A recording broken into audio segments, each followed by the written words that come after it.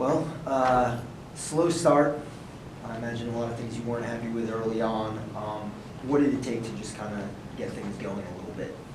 Yeah, disappointed with the start. I think you have to give a lot of credit to Alabama A&M. They came out and played extremely hard, which I knew they would do. And again, they've had 2.5 weeks off, and they were I'm sure they were just ready to play instead of practice. So a lot of credit goes to them.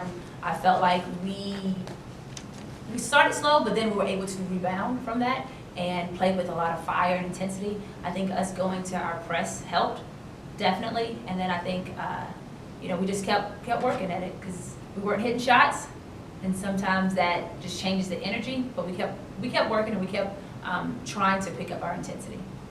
I know you talked about coming in, defense and rebounding were two big things.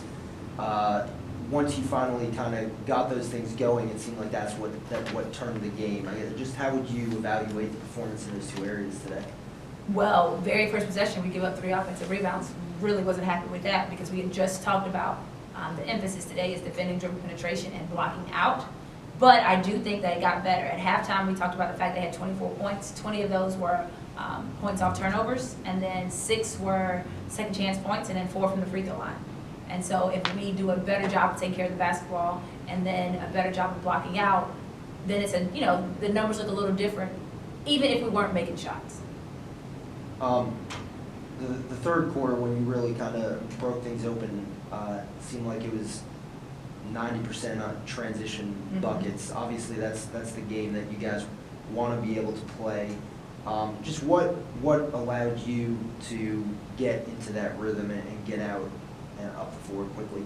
The press, for sure, because that caused them to turn the ball over a little bit, and then we were able to get out and transition off their turnovers. And then I thought we did a much better job of rebounding the ball. Olivia did a really good job of backside rebounding in our zone, and once we got the rebound, then we were able to run and play how we like to play. First half, I asked the girls about it. It seemed a little bit more high-low press offensive sets than you guys have been playing recently. They said it had a lot to do with the zone that they were playing. Just kind of explain that tweak in the first half and going away from what you guys had settled into.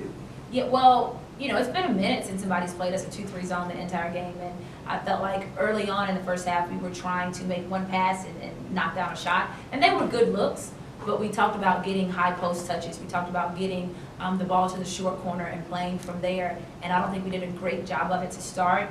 After halftime, we made a couple of adjustments to what we wanted to do, and I think that got Olivia going. And then, Hannah was able to hit some threes as well, and then Bree was in attack mode, and I thought she did a great job of distributing the basketball today. But once we figured out that we can do more than just make one pass and try to shoot it from there, we started to become a better offensive team. You mentioned Bree, 13 assists. Yeah. How would you describe her performance? She was pushing a triple-double there at the end of the game. Yeah, I looked up and realized she only had 6 points at one time. I was like, she only has 6? Because I felt like she was so involved with what we were doing. And then one of my assistant coaches told me that she's close to a triple-double. I was like, oh, wow, okay, that's why she's been so productive.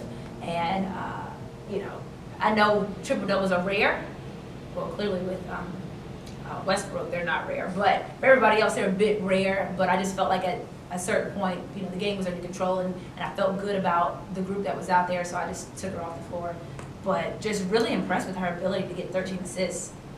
Clearly her teammates have to make shots, but she was putting them in a position where all they had to do was catch and shoot, and that's another great weapon for her to have. Maybe not 13 assists, but she's done a pretty good job distributing this year. What does it do for the offense and for the team to have almost 2 point guards out there? Well, it should definitely help whenever we're being pressed. We shouldn't have to worry about that too much. And then, if you're playing with those two, your eyes should light up at the fact that they're going to be able to dribble penetrate and get you open looks because of their ability to get in the paint. But again, their teammates did a great job in the second half, especially of knocking down shots. And then Kaylee gets to get out on the floor finally. Just as a coach, what is the feeling to see her work back and be able to get out there and play some minutes? So happy for her. Injuries are hard. They're hard physically, but they're probably harder mentally because all you want to do is play.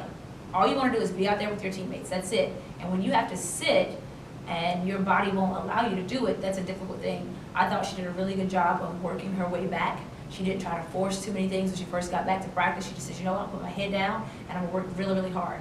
I'm going to get back in practice shape so I can get into game shape.